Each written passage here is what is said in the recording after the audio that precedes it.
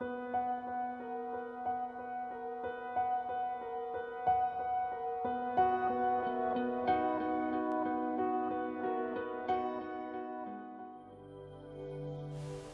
experience is that people are hungry to talk about dying.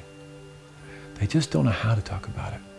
And they need a reliable person that they can talk with about it. Someone who's not so frightened. Someone who isn't going to shut down the conversation. You know, we have this paradoxical relationship with death. Yeah? On the one hand, we say we don't want to discuss it. But on the other hand, you know, look at what happens in our, popular culture, in our films and television shows and all kinds of things. We're always looking at this experience. I think we have both a denial of death and an incredible fascination with it. And I think too often in the healthcare industry we've been supporting and talking only about the denial and not speaking to people's fascination with what is unknown in our lives, the mystery of the experience.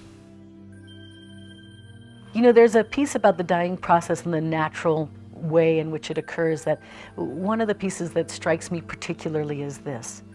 The body ultimately tells us what we can and can't do.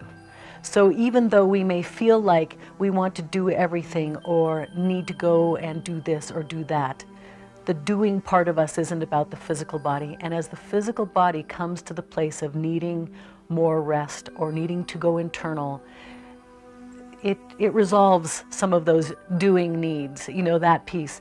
And it's amazing. It happens every time because ultimately the body has its say in that.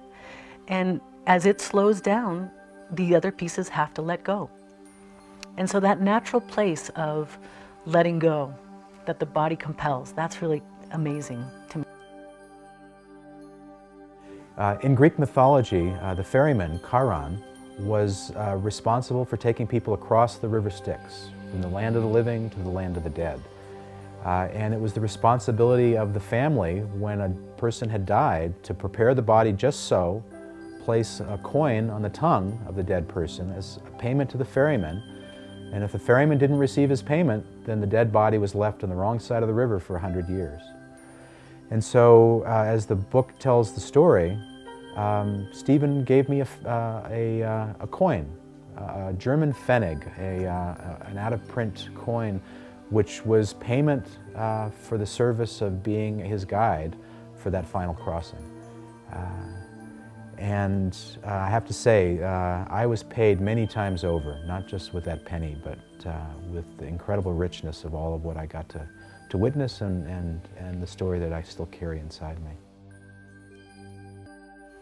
I think when people get a diagnosis, whether it's a chronic disease that they will live with for many, many years or something very catastrophic, I think it's people's priorities do change. And as time passes, they continue to change. I absolutely see that. And people go through whatever process they're going to, hopefully with a lot of support. But kind of almost like different stages in our life, people go through different things. And there's not one way to do it. There's no one right way. Some people kind of take things in stride, and other people really don't. And that's all right, because it's their journey, whatever that is. But to me, as a physician, it really is important to keep asking about goals and keep asking what's important to you, what's the thing that's most meaningful to you.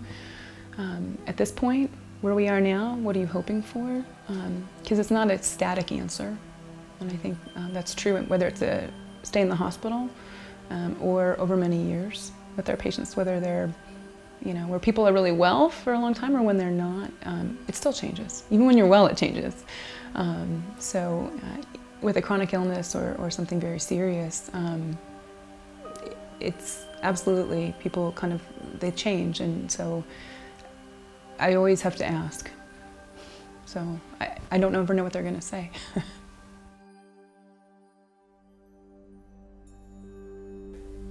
The cultural perceptions of dying in the United States have been largely shaped by the media.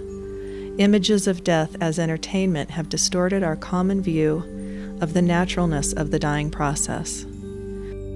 This is not to minimize or underestimate the impact and suffering that can accompany traumatic and accidental deaths, which are not addressed here in this film. Oftentimes, death is seen as a failure within the medical model, and the open, honest conversations that support crucial decision-making are overlooked, and the focus on treatment options directs the experience. I've just realized recently, I heard people talk about somebody was dying, and they said, oh, they're getting worse. And I thought, well, they're not getting worse. They're dying.